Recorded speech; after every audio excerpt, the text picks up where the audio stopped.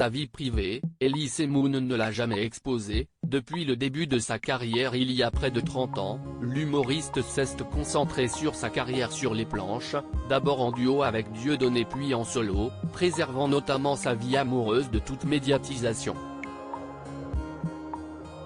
Désormais devenu réalisateur des 2 derniers volets de la franchise du Cobu, l'homme de 59 ans a décidé d'ouvrir une petite part de son jardin secret.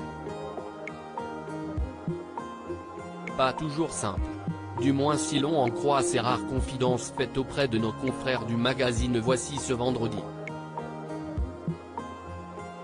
Alors qu'il évoquait sa future pièce de théâtre, il en est en effet venu à parler de ses souvenirs de la fin de son mariage avec Annie Janisson, la mère de son fils Antoine, dont il a divorcé en 2002. À l'époque de mon divorce, je devais avoir à peu près 37 ans, je me suis moi aussi comporté en égoïste. J'ai tout fait voler en éclats, comme dans la pièce. Je ne pouvais pas faire autrement, il fallait que j'aille au bout. Je crois qu'on a tous été monstrueux à un moment de notre vie, explique-t-il en effet avec honnêteté. Pas question pour lui de nier ses actes ou ses gestes, même si l'humoriste, aujourd'hui célibataire sait parfaitement être romantique. Trop, parfois selon lui. J'ai une belle vie, j'ai un côté très 19e siècle, assez incompatible avec un quotidien terre à terre. Peut-être que mon idéalisme est un peu étouffant. Avoue-t-il sans problème. D'ailleurs, il explique même dans l'interview que son premier roman, Compter jusqu'à toi, est dédié à une femme, à un amour perdu. S'il ne précise pas s'il parle de son ex-femme ou d'une autre romance, il raconte tout de même que la personne en question s'est reconnue. Elle a trouvé que c'était magnifique, explique-t-il également, au sujet de sa plus belle œuvre.